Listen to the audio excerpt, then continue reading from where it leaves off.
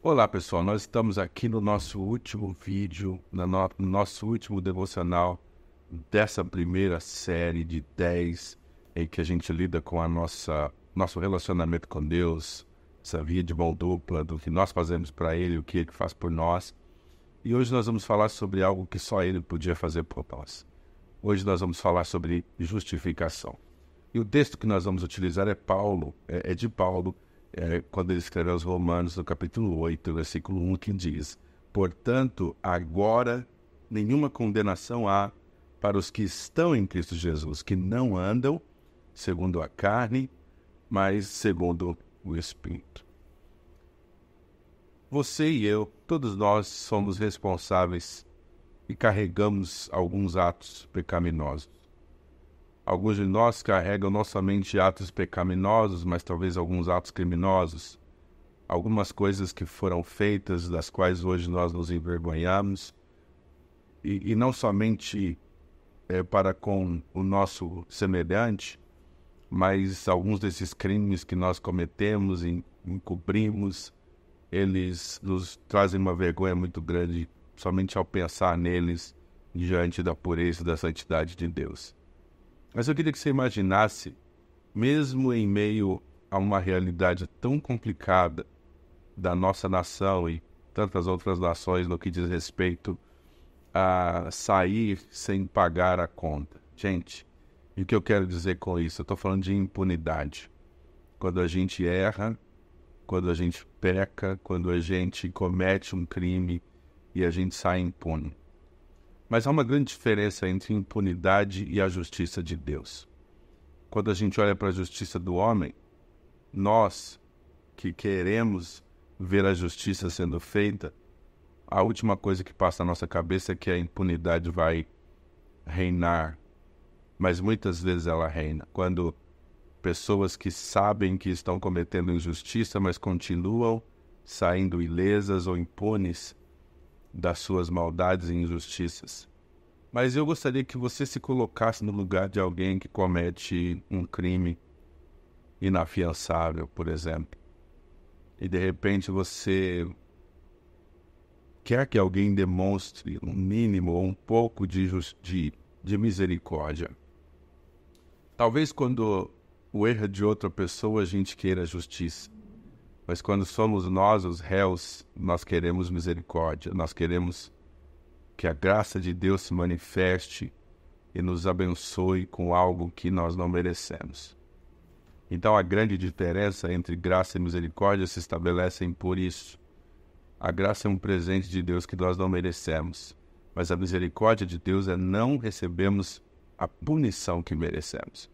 Então a gente pode falar de impunidade no âmbito jurídico, a gente pode falar de impunidade no que diz respeito a quem comete crimes, e a gente não gosta por conta de não amar a injustiça. Mas quando nós somos os criminosos ou os pecadores, nós desejamos a misericórdia. Então, a minha proposta para você nessa manhã é que você entenda que o que Paulo está escrevendo, já não há condenação para quem está em Cristo Jesus, é a maior demonstração de amor de um Deus que teria todos os elementos para nos punir, nos condenar, mas ele preferiu o outro caminho, ele preferiu estender graça, ele preferiu estender a sua misericórdia para que nós não fôssemos condenados por aquilo que nós fizemos. Nós conhecemos a nossa caminhada, a gente conhece o nosso próprio coração, você sabe quais são as suas inclinações, e muitas vezes quando você deseja com aquela ousadia se aproximar de Deus, a sua mente, a sua carne, o adversário, eles te apontam que você é indigno, eles te acusam continuamente das coisas que você fez, falou, do que você pensou, e você se sente enfraquecido. Mas hoje eu quero relembrar você de que a justificação de Deus, através de Jesus, para você é um presente genuíno, verdadeiro. Se você é nascido de novo, você conhece bem o que é a tristeza que bate no nosso coração quando a gente peca, quando a gente transgride, quando a gente erra o alvo e entristece o coração de Deus. Mas na mesma medida em que essa tristeza se estabelece no nosso coração, uma alegria surge, porque o nosso coração entende que se eu estou triste é porque o Espírito Santo ainda habita em mim, está trabalhando em mim, e ele está gerando em mim um arrependimento genuíno. Então, por mais que seja difícil para a nossa mente compreender, a Bíblia diz, e a gente crê nisso, que já não há condenação para quem está em Cristo Jesus. Não é que não há condenação para quem continua praticando as obras más. Não há condenação para quem abraça a novidade de vida e faz desses crimes, entre aspas, em acidentes de percurso. Não é o meu estilo de vida. Eu não vivo para andar em pecado. Eu não obedeço à minha carne.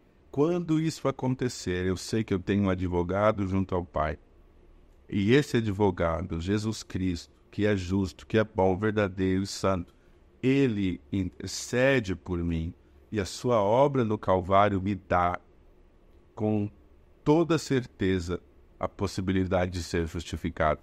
Então, quando somos salvos, nós experimentamos a bênção da salvação, que a graça nos confere, e assim que a gente é salvo, a gente começa a experimentar a justificação, os efeitos da justificação solidificam e fomentam essa nossa ousadia de estar diante de Deus, não agora como pecadores mais, ou como criminosos, mas como nova criatura. Quem está em Cristo, nova criatura é. As coisas velhas já passaram e eis que tudo se fez novo.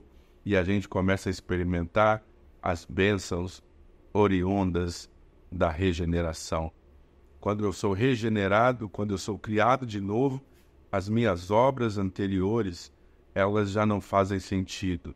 A maldade, a malícia, a lascívia, a mentira com as quais eu estava acostumado, com as quais eu estava, escravizado, elas já não fazem sentido para mim. Portanto, no momento em que eu as repito, nos momentos em que eu volto, não é? Eu reincido, a tristeza toma conta de mim porque eu já não estou naquele ambiente, eu já não sou aquela pessoa.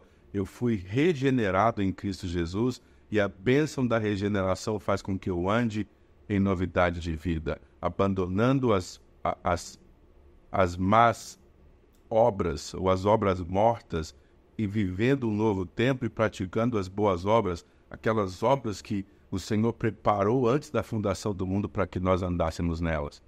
Então, se você sabe que Jesus te justificou, não é para você voltar a andar e a viver sob o jugo do pecado.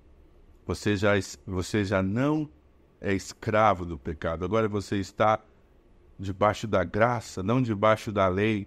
E essa graça te permite viver de forma justa, com ousadia na presença de Deus, sabendo que o pecado não tem domínio sobre você.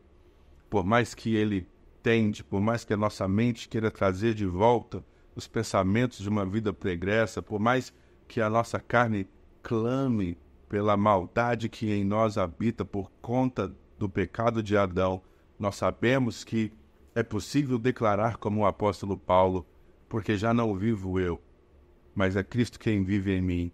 E olha o que ele diz agora, e essa vida que eu agora vivo na carne, eu vivo pela fé no Filho de Deus. Ou seja, por mais que você esteja na carne, andando na carne, você não vive na carne, você vive pela fé no Filho de Deus. Você agora é um homem espiritual, uma mulher espiritual, que sabe discernir as coisas, compara coisas espirituais com espirituais, naturais com naturais, e você já não é servo do pecado. Por quê? Porque você foi justificado. Trazendo de volta aquele primeiro pensamento, se você cometesse um crime, estivesse diante de um juiz, e esse juiz oferecesse a você um perdão que você não merece, eu acredito que você pensaria 2 vezes antes de cometer aquele mesmo crime, porque você sabe que numa segunda chance, diante de um juiz terreno, você vai pagar pelos seus atos. Agora, não vamos abusar da graça desse Deus, desse juiz extraordinário que estende para nós misericórdia e segue nos dando novas chances. Antes de nós avançarmos para o tópico número 2, são os tópicos que diz respeito ao relacionamento com o nosso semelhante, eu gostaria de fazer uma oração agora e terminar esses primeiros 10 devocionais orando para que o Senhor nos ajude a investir com toda a nossa força, com toda a nossa energia, com todo o nosso coração, alma, mente, num relacionamento saudável com Deus. Entendendo que nós somos responsáveis pela busca, pela manutenção do relacionamento com Ele. Ele está de braços abertos nos esperando e Ele não nos rechaça, Ele não nos ignora. Pelo contrário, Ele espera, Ele diz na sua palavra: buscar-me-eis e me achareis, quando me buscardes de todo o vosso coração. Vamos orar. Senhor Jesus, nós queremos te agradecer pelo privilégio de termos passado 10 dias aqui discutindo questões pertinentes à nossa relação contigo, a nossa conexão, a nossa comunhão e relacionamento com o Senhor. Que cada uma desses devocionais, que cada um deles possam ter nos ajudado a dar um passo a mais em direção ao Senhor e à tua bondade. Que nós vençamos o pecado, que nós vençamos a carne, o mundo e o nosso adversário que querem nos ver tão longe de ti, quanto mais longe, melhor para eles. Mas nós descobrimos, Pai, que não existe lugar melhor senão a tua presença. Não existe lugar melhor além da tua presença. E tudo que nós queremos é estar contigo. E nós oramos para que o Senhor nos ajude nessa busca pela comunhão, nos ajude a vencer o pecado, nos ajude a vencer todos os elementos dessa vida terrena que quer nos separar de ti. Nos ajude a ler a tua palavra, a buscar o Senhor em oração e a sermos homens e mulheres que amam a tua presença e a tua casa, para crescermos, amadurecermos e termos nesse nosso relacionamento todo o refúgio que precisamos, toda a força que precisamos para avançarmos e vivermos o nosso propósito em Cristo Jesus. Muito obrigado, Senhor. Amém. Maravilha.